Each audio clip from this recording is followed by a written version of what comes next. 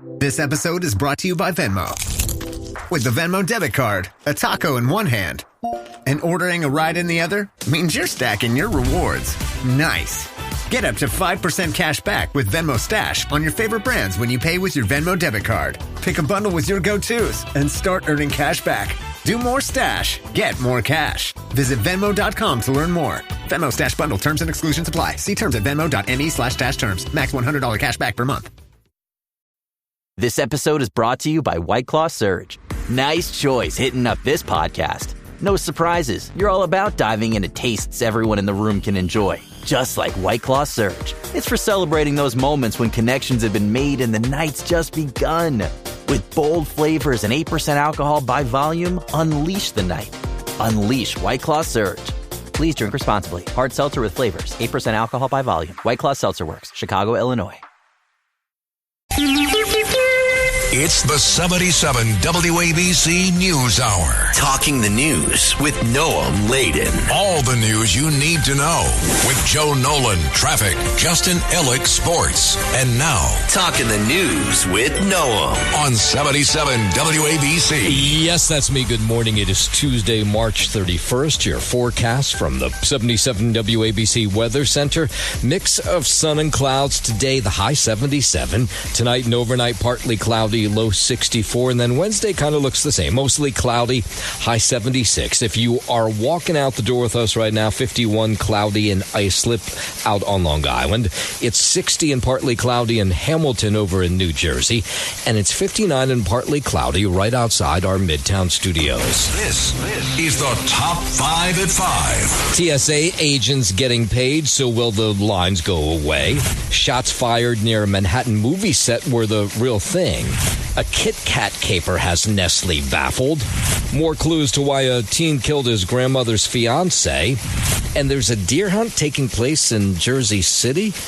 All right, let's get into it at 5:01. We'll start with some video I was just watching a short time ago. NYPD cops shot a dog that was attacking a woman in Queens last night. The Citizen app video shows several patrol cars at the scene along Beach 58th Street in Far Rockaway. Police responded to a call for a dangerous animal. It was about 9 o'clock last night. So when the cops arrived, they discovered a pit bull just biting this woman over and over again. They fired a weapon, struck the dog.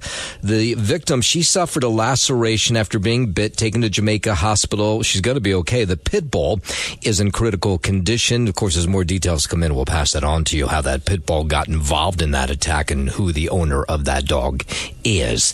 A 49-year-old man recovering after being shot yesterday afternoon on a Manhattan street corner right near East 28th Street. There was actually a film crew around the corner at the time, and some passerbys assumed the bullets that they heard were coming from the movie set, but they were not. The bullets were real. I started walking over here, and then somebody started yelling, "It's real life," and there were police trying to revive him. Police say the victim, an off-duty security guard, took 2 bullets to the chest. This was about 12:30, middle of the day, right outside 77 Madison Avenue, right at East 28th Street. Shootings around there are incredibly rare. This is the first one this year. Police believe the gunman and the victim know each other. So far, no arrests have been made. We've been told that person who was shot was in critical but stable condition. 5:02.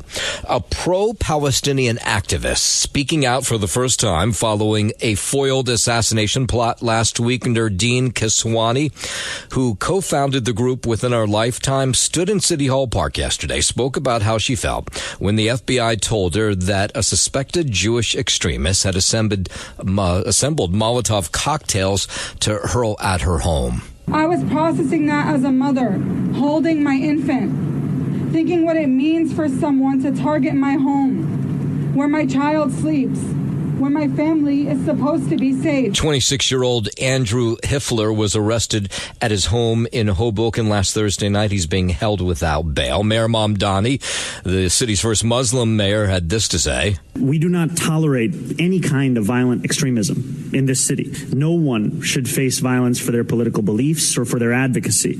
And I'm relieved that Nurdine is safe. Kiswani says the foiled death plot only boosts her resolve to keep speaking out. 5:03, a federal corrupt corruption investigation launched now against a member of the city council and her sister, who is an aide to Governor Hochul. The probe focuses on council member Farrah Lewis and Debbie Lewis, who serves as the governor's assistant secretary of New York City Governmental Affairs. According to published reports, prosecutors investigating whether the sisters accepted bribes or kickbacks in connection with the appropriation of city funds to a migrant shelter provider.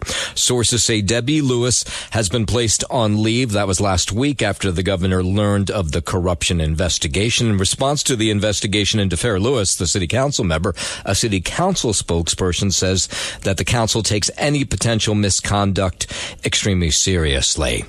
We're learning more about this flight from New York to Chicago that was forced to land in Detroit on Sunday due to just a crazy guy on board. It was American Airlines flight 2819 from Kennedy.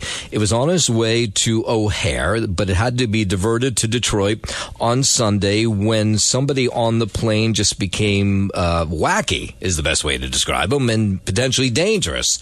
And some flyers who managed to get off this plane unharmed, talking about what a wild scene it was on this flight. About an hour out of Chicago, we hear this person in the back screaming, yelling, and no, and he's not good. He can't get off the plane, and he has to he didn't take his meds. Yeah, imagine being on a plane with somebody who had not taken their meds. The aircraft, it landed at Detroit Airport, and then these law enforcement and medical personnel, they met the flight, and this is what it was like when they opened the door to the plane. This is what passengers were told. There was a guy who came on the plane with a machine gun, and we're being told, put your head down and your hands up, and I'm sitting and thinking, oh, great, we're being hijacked now. It was just a little bit shocking, like no one expected it. No, yeah, not a fun way to fly. American Airlines says there's no threat to the public. Now, we haven't gotten a whole lot of word on who this individual was, but the way the flyers described him was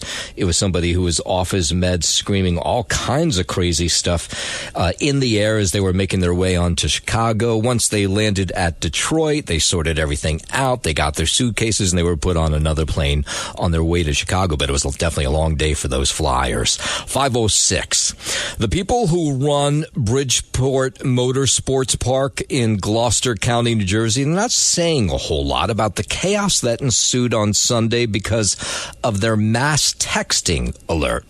They'd advertised a car import expo and music fest on the Speedway calendar and apparently weren't prepared for the thousands of people who showed up. There was pandemonium inside and outside, so Bridgeport Motorsports Park sent out a text notification that said immediate dispersal alert. Car aficionados from across South Jersey, Philadelphia, and Delaware were still on the way when they got that message, and that caused major traffic jams and a car crash on I-295. The alert was lifted a few hours later.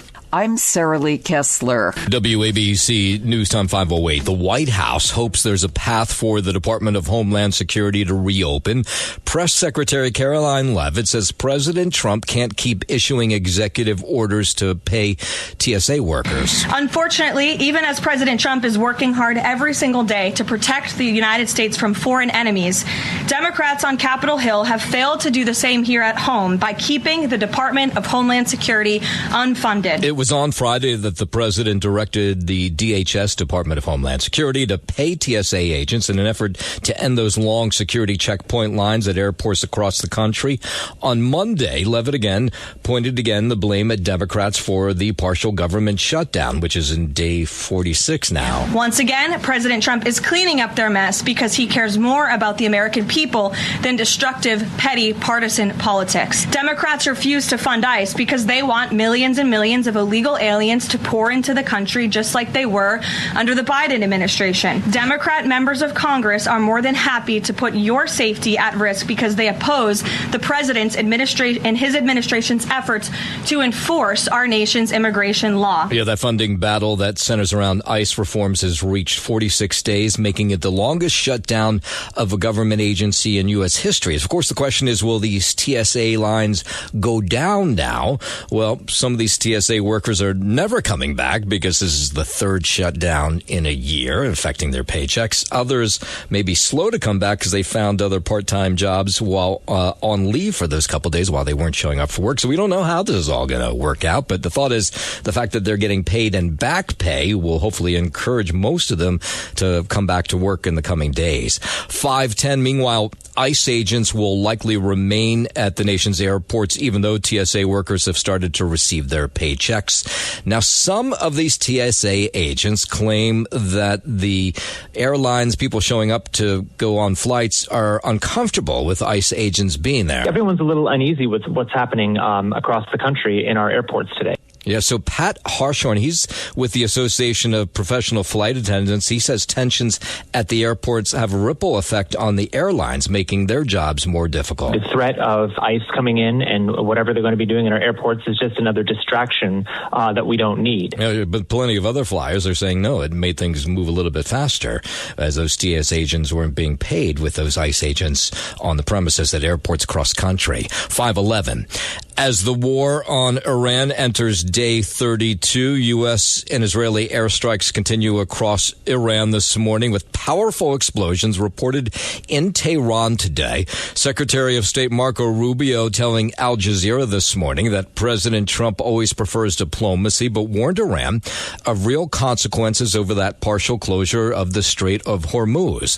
The White House says the war with Iran is moving ahead with success. Press Secretary Caroline Leavitt says talks with the regime are going well, despite press reports to the contrary. What is said publicly is, of course, much different than what's being communicated to us privately. As a result, President Trump issued a 10-day pause to postpone planned strikes on Iranian power plants and energy infrastructure. Now, Leavitt says the White House hopes Iran takes the golden opportunity, as she called it, to make a deal with the U.S. after President Trump extended that pause to target Iran's energy infrastructure. Now, the deadline is April 6th. With each passing day, the United States military is increasing its advantage over the terrorist Iranian regime. More than 11,000 enemy targets have been struck to date, each strike further crippling the regime's offensive and defensive capabilities. Compared to the start of the operation, Iran's ballistic missile and drone attacks are down by roughly 90%. The United States is also decimating the Iranian regime's navy. We have destroyed more than 150 of their naval vessels so far. Yesterday I had a conversation, as I do most days, FaceTime with my youngest brother who lives in Haifa, Israel, and he was telling me all about the great salmon he had made for dinner that night. And then at the very end of the conversation, I said, "Is it quiet where you are?" And he goes, "Oh, yeah, no. Pieces of a missile hit on my street yesterday." That would be the first part of my conversation. But I guess when you grow up there, you just, whatever. He's like, it's part of life, whatever. Strange, right? State Department reopening the American Embassy in Caracas now. The State Department announced Monday it will formally resume operations, marking a key milestone in reestablishing diplomatic relations between the U.S. and Venezuela. The decision comes as the U.S. moves to normalize relations with Venezuela after arresting its leader, Nicolas Maduro, and transporting him to New York to face drug charges. The Trump administration has previously said it has a 3-phase plan for the country, but it has not given a clear timeline on that plan. I'm Mark Mayfield. 5:14 down to Texas, where a 15-year-old student's dead after he shot a teacher and himself at a high school near San Antonio on Monday. The female teacher from the Hill Country College Prep High School was rushed to the hospital after being shot by this unidentified male student. The student shot the teacher, and then it looks as though the student turned the gun on himself. That Sheriff Mark Reynolds says they still don't know how the 15-year-old was able to get the gun. No other students were hurt. Part of our investigation right now, as far as what was there, is that his teacher. Some of the questions were asked of where the firearm came from. Yeah, so they're talking with that 15-year-old parents. The student died on the scene from a self-inflicted gunshot wound. They're going to release some more details, I guess, as the day wears on. That teacher, though, we're being told this morning, still in critical condition. In a moment, we'll go out to the state of Washington, where they signed this very controversial millionaire's tax that the rest of the nation is watching to see how it'll all play out. We'll get into that in just a moment. But first, 5:15. team. Let's head over to the 77 WABC Sports Desk. Good morning, Justin Ella. Good morning to you, Noam Layden. Start out here in St. Louis. Bo Bichette drove in 2 runs after a rough opening weekend, sparking the Mets to a 4-2 victory over the Cardinals. Clay Holmes pitched 5 2/3 effective innings in his season debut, allowing 2 runs on 4 hits and 3 walks. He struck out 5. Devin Williams worked a 1-2-3 ninth to convert his first save opportunity with the Mets after signing that $51 million 3-year contract as a free agent. Jorge Polanco and rookie Carson Benj each had 2 hits for the Mets as well. New York banged out 10 hits in total, but stranded 11 runners. Up next for him, middle game of this 3-game set tonight at 7:45 p.m. from St. Louis. The righty Kodai Senga will get the ball for his first start of the season. Out to Seattle, game 1 of 3 between the Mariners and the Yankees. Yankees get edged out 2-1 in the opener there. The lone RBI coming from Ahmed Rosario. Ryan Weathers in his debut for the Yankees, 4 1/3 innings pitched, 4 hits, 1 earned run, and 7 strikeouts. Very effective for the left-hander. Yanks won all 5 of their challenges utilizing the automated ball strike system during their first loss of the season. They now have had an MLB best 10 successful challenges this season and are 10 of 11 on challenges, second behind the Diamondbacks, who are 3 for 3. Up next for the Yanks, middle game of this 3-game set tonight at 9:40 p.m. from Seattle. The ace, Max Fried, will get the start there. Let's head to the ice in Elmont. The Islanders lost 8-3 to the Pittsburgh Penguins in a crucial game in the Eastern Conference playoff race. Pittsburgh, with the regulation victory, leapfrogged New York into second place in the Metropolitan Division, 90 points to 89. The Penguins have 8 games left in the regular season compared to 7 for the Islanders, who could find themselves outside a spot as early as tonight, depending on results of their next game and others in contention in the East. That next game will be against the Sabres tonight, set for a 7 p.m. puck drop from Buffalo. Also tonight, Devils and Rangers, they'll go head-to-head at the Garden. That'll get going at 7 p.m. And on the hardwood, the Knicks, they're out in Houston, gets the Rockets at 8. And at 7:30, the Nets still welcome in the Charlotte Hornets. That is your Sports Noam, and I'm Justin Ellick on 77 WABC. WABC News Time 5:19. Let's go out to Detroit. The FBI says the man who attacked a synagogue in Michigan 2 weeks ago was inspired by an Iranian-backed terror group. Based on the evidence gathered to date, we assess this attack to be a Hezbollah-inspired act of terrorism, purposely targeting the Jewish community and the largest Jewish temple in Michigan. In her update yesterday, the Temple Israel attack near Detroit back on March 12th, the FBI agent you just heard there, Jennifer Runyon, says the investigation shows the 41-year-old subscribed to Hezbollah's ideology, researched local Jewish populations before planning out his attack. A review of his online activity since January 2026 revealed a reoccurring search history of pro-Hezbollah news channels, Iranian news channels,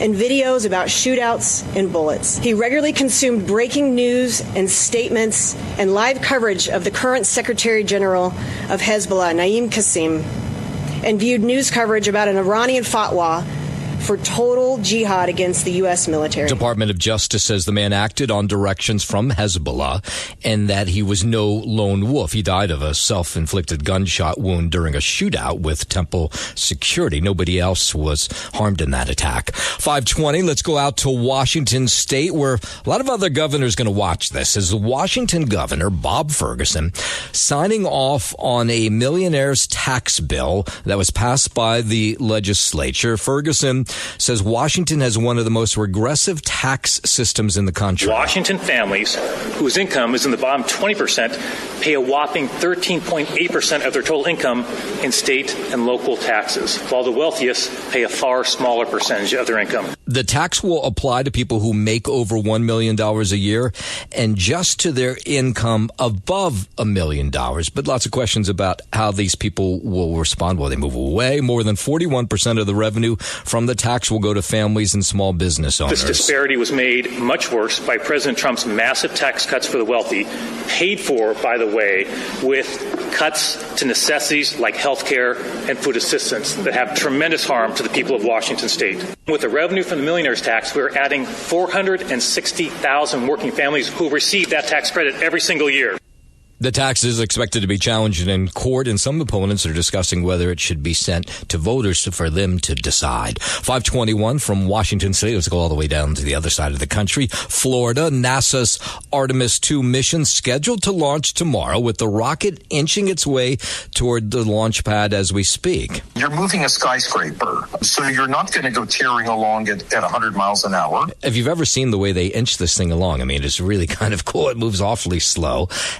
Astrophysicist there, Dr. Michael Shera, he's with the Museum of Natural History. He's watching this all closely. He says the mission, this one, is the first time in 50 years since Apollo 17 that humans will leave lower orbit and go and get out to the moon. This is an entirely new generation of technology. It's almost magic in comparison with what the Apollo astronauts had. Something that we can share in and watch in real time as we are part of this adventure, all of us. It's not just those 4 people. It's not just the geeks like me or the people at NASA. It's for everybody. Now, they're not going to land on the moon. That's for a mission that's a couple years away. But he says astronauts will be able to be in constant contact with Earth, except when they loop around the moon, which could take around an hour. As they loop around the moon will block them completely. You can't transmit through the moon. It's 2,000 miles thick of rock. Now, right now, as we speak, all systems go. They look like the weather will be good for that launch tomorrow. 523. Nestle says the world's supply of Kit Kat chocolate bars not going to be impacted after a huge heist last week. Give me a break, woo! Give me a break, break me off a piece of that Kit Kat bar. The company confirmed 12 tons of Kit Kat bars were stolen while being transported from a factory in central Italy to their destination in Poland.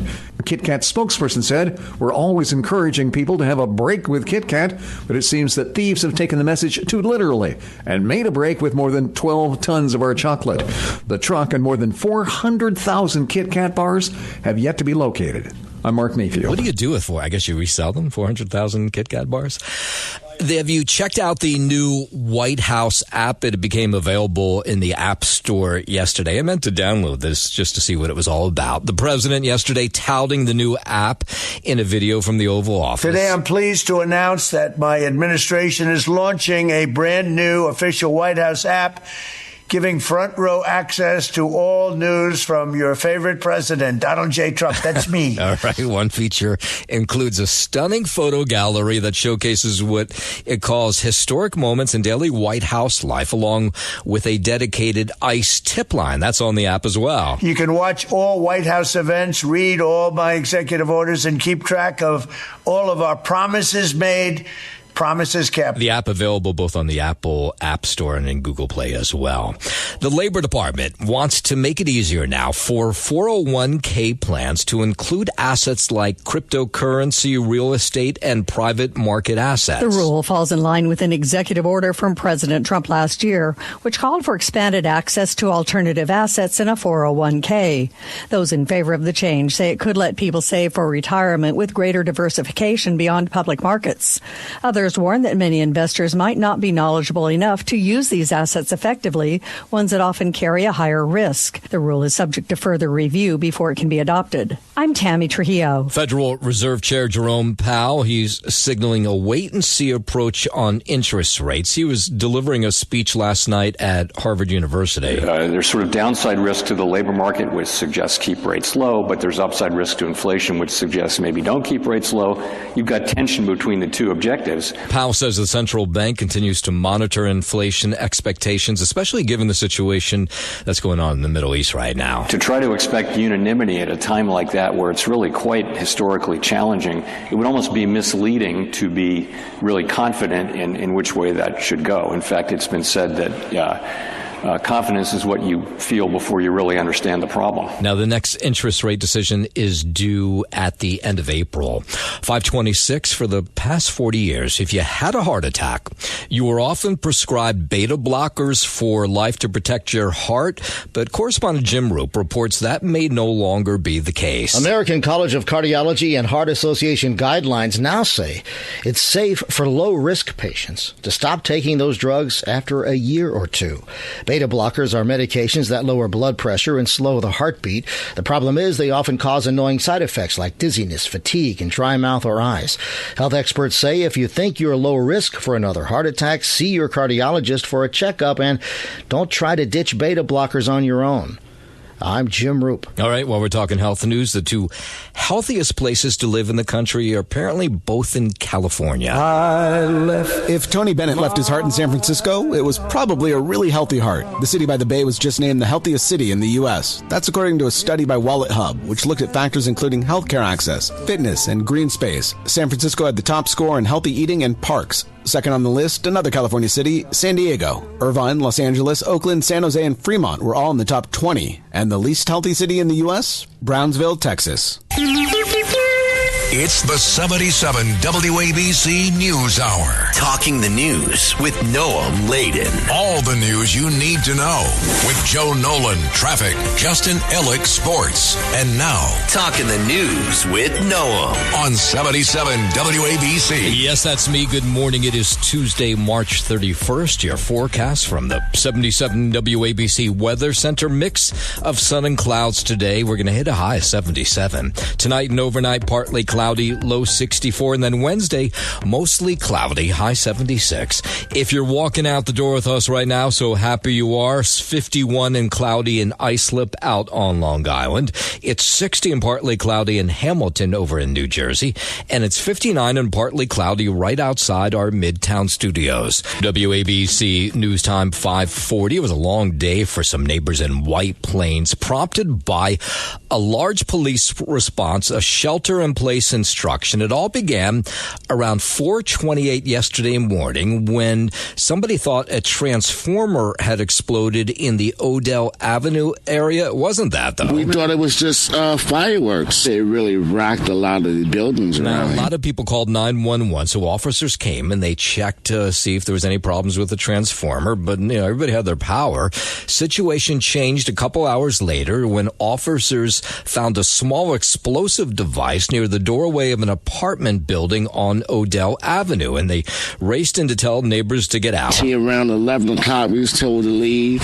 We left. We came back. Then the cops came back and said, you guys got to evacuate again for your safety. It took a little while, but the White Plains Emergency Services Unit, Westchester County Hazardous Devices Unit, they responded to rendered this device safe. It was turned over to the Westchester County Police.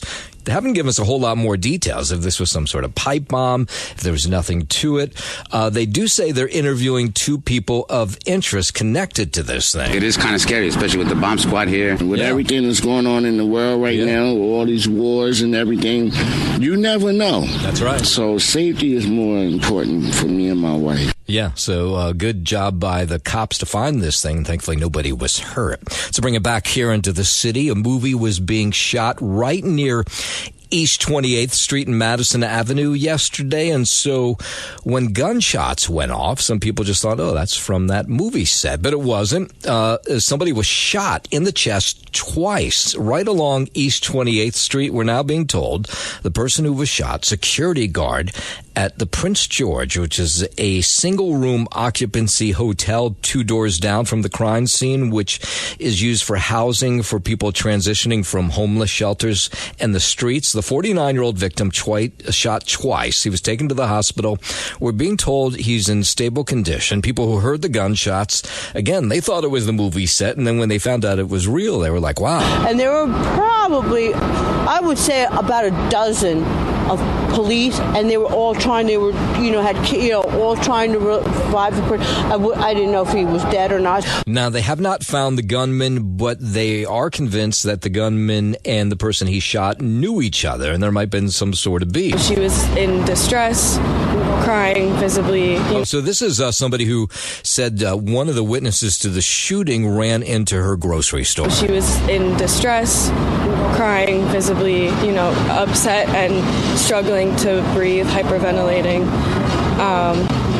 So I just tried to get her into a more private spot where she could sit down, get her some water, some tissues. Police gathered evidence like shell casings where the victim fell on 28th Street. The nonprofit that manages that shelter says it's cooperating with the NYPD. One neighbor described the 49-year-old security guard who was shot as well-liked and someone who was good at de-escalating tense situations that he faced in this shelter. No arrests have been made. That investigation ongoing. In Brooklyn, detectives on the hunt for a gunman who shot a man dead broad daylight yesterday. The victim, a 40-year-old, gunned down in front of a home on Wortman Avenue right off Ashford Street in East New York. It was around 9:10 a.m. when the bullets flew there. A lot of people heard it, neighbors running for cover. On a Monday morning, that's crazy. And there's kids out here. There's kids going to school at that time of morning. Heard about the first 2 shots. Then I heard my girl scream. It was enough of 5 shots that went off. It sounded like plastic clapping together. But then after a minute, then it kicked in what it was. Yeah, EMS rushed to the victim, to Brookdale University Hospital, where he was pronounced dead. So far, no arrests have been made in that investigation. In a moment, we'll head over to Brooklyn Heights, where they're looking for somebody who committed a hate crime against a mosque there. We'll get into that in just a moment. But first, 5:45, let's head over to the 77 WABC Sports Desk, and here's Justin Ellick. Thank you, Noah Maladen. Starter on the diamond in St. Louis, Bo Bichette drove in 2 runs after a rough opening weekend with his new team, sparking the Mets to a 4-2 victory over the Cardinals. Clay Holmes pitched 5 2/3 of effective innings, I should say, in his season debut, allowing 2 runs on 4 hits and 3 walks. He struck out 5. Devin Williams worked a 1-2-3 ninth to convert his first save opportunity with the Mets after signing that $51 million 3-year contract as a free agent. Jorge Polanco and rookie Carson Bench each had 2 hits for the Mets as well. New York banged out 10 hits in total, but stranded 11 runners. Up next for him, middle game of this 3-game set tonight at 7:45 from St. Louis. The righty Kodai Senga will get the ball for his first start of the season. Out in Seattle, game 1 of 3 for the Yankees against the Mariners. Yanks come up short. Final score there 2-1. Lone RBI coming from Ahmed Rosario. Ryan Weathers in his Yankees debut. 4 1/3 innings pitched, 4 hits, 1 earned run, and 7 Ks. So he was solid. But the Yanks, they come up short in game 1 of 3. Obviously, up next, you got that middle game of this 3-game set tonight. 9:40 p.m. from Seattle. The ace Max Fried will get the start there.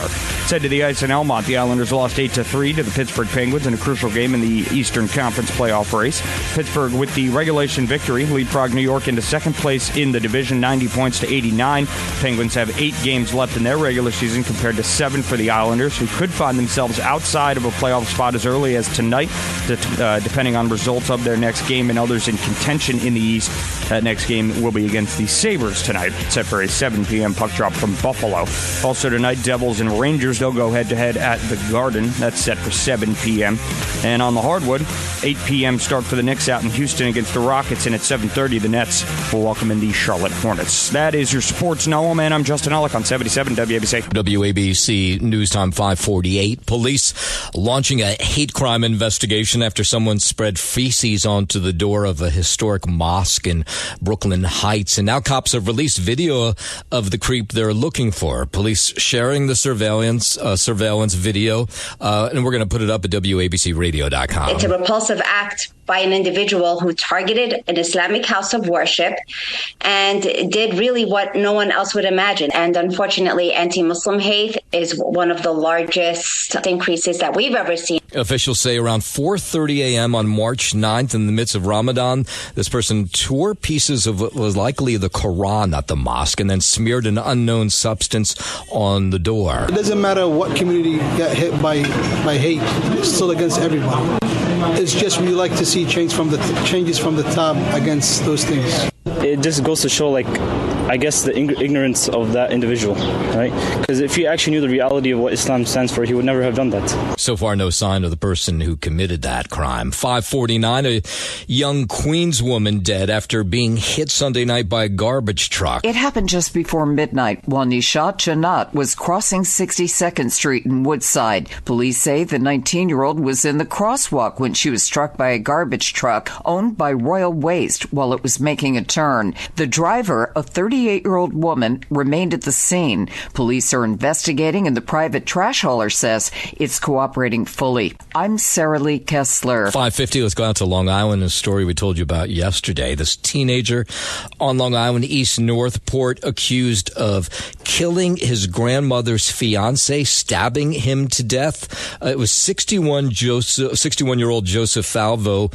who was found with multiple stab wounds on Sunday in the living room of his home. He died a short time later. And yesterday, for the first time, Noel Bermudez Chin, just 18 years old, he ended up before a judge Monday morning.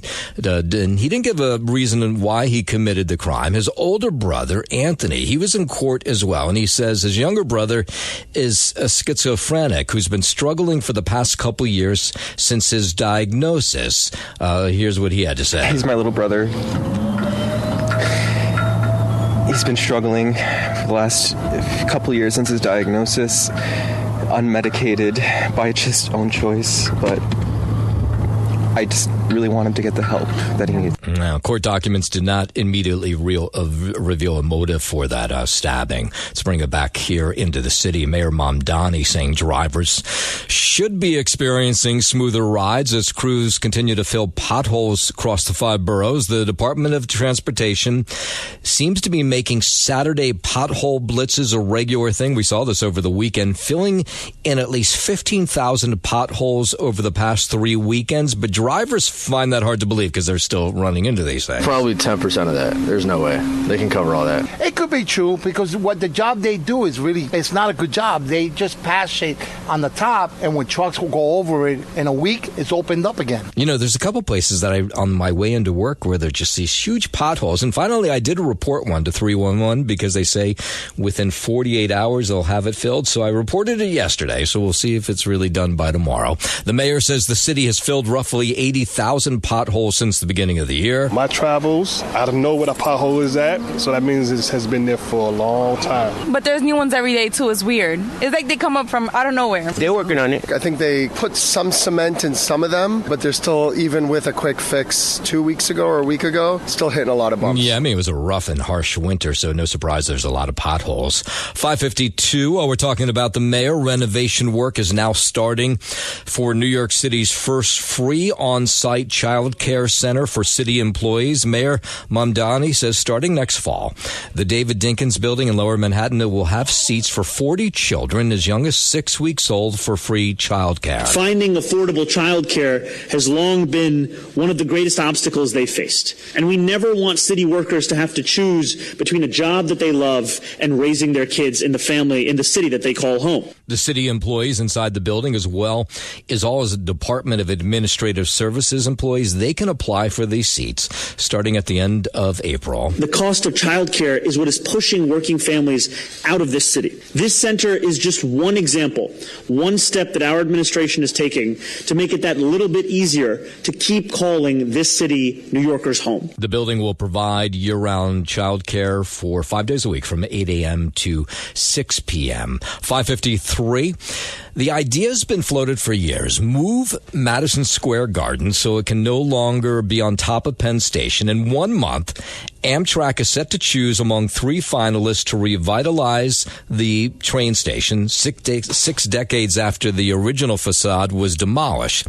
And one of the 3 finalists, it's Grand Penn Partners. They would move the garden across 7th Avenue, and they would add new green space covering the top of the old Penn Station. And the price tag for that would be about $7 billion. Now, either way, the train station is going to be rehabbed. The question is, these 3 different proposals. One is moving Madison Square Garden across the street so there'd be more room for commuters and tracks down below. Now, James Dolan, who owns the garden as well as the Knicks and the Rangers, has opposed this move in the past, but we're now hearing that his stance may have changed a little bit. We've had discussions with Mr. Dolan, and I think he's got an open mind now. I don't know when the window is going to open again, but right now the window is open to get this thing right. Yeah, so he hasn't said, no, you can't move the Save Garden. That's somebody from the Grand Penn Community Alliance, which is a civic group that has been watching this whole process. Many longtime Garden fans say they don't want the world's most famous arena moved. Now, it has moved before, but they don't want it moved again. It's an interesting thought. I mean, we can theorize as much as we want, but we won't know until the plan's really put into play. Now, Amtrak expected to make a decision on this rehab project from these three different proposals, the one including the chance to move Madison Square Garden across the street. They'll make that decision on May 4th. And we'll end this hour over in New Jersey. Usually when you hear about a deer hunt, it's in like the woods of West Milford, New Jersey, or something like that. But a deer hunt began last night in Jersey City, of all places, Liberty State Park, and it's going to last through the week. It's the first deer cull at New Jersey's most visited state park. Many activists and visitors say they were caught off guard by the fact that they're going to go in and hunt down these deer. Never. That's crazy. It's beautiful how it is. I don't think they need to kill deer just to make it even. I don't know what they're doing. But a New Jersey Department of Environmental Protection spokesperson says all this week, after hours, crews will humanely, as they say, cull a herd of deer in a 200-acre contaminated section of the park that's off limits. The culling will remain in the fenced area across from the Nature Center parking lot. Now, I taught my kids to ride, both of them, their bicycles in Liberty State Park because they have these wide paths. I don't remember seeing deer there, but apparently now they have just completely overrun the park, which is so bizarre because it's right in the middle of the city. So now they're going to go after the deer. People are witnessing these deer with no place to go, no food to eat, and no consideration for possibly moving them to a certain part of the park. So the DEP says the deer cannot be relocated due to the stress it'll cause them. So that's why they're going to go in and kill them. And apparently this began last night. It's just unfortunate that the public was not made more aware of this event and what they're trying to do here. Nobody should kill animals because they're part of our biodiversity. Yeah, but the Department of Environmental Conservation says those deer are starving to death because they've run out of food and food sources in Liberty State Park. Thanks for listening to the News Hour with Noam Laden. You can hear the News Hour with Noam Laden weekday mornings at 5 on 77 WABC. If you like the podcast, share it with your friends and listen anytime at WABCRadio.com and download the WABC Radio app. Hit that subscribe button on all major podcast platforms. Plus, follow WABC on social on Instagram, TikTok, Facebook, and X. See you next time for a new episode, so you never have to wonder. What the heck is going on here? LifeLock, how can I help? The IRS said I filed my return, but I haven't. 1 in 4 tax-paying Americans has paid the price of identity fraud. What do I do? My refund, though. I'm freaking out. Don't worry, I can fix this. LifeLock fixes identity theft guaranteed and gets your money back with up to $3 million in coverage. I'm so relieved. No problem. I'll be with you every step of the way. 1 in 4 was a fraud-paying American. Not anymore. Save up to 40% your first year. Visit LifeLock.com/podcast. Terms apply.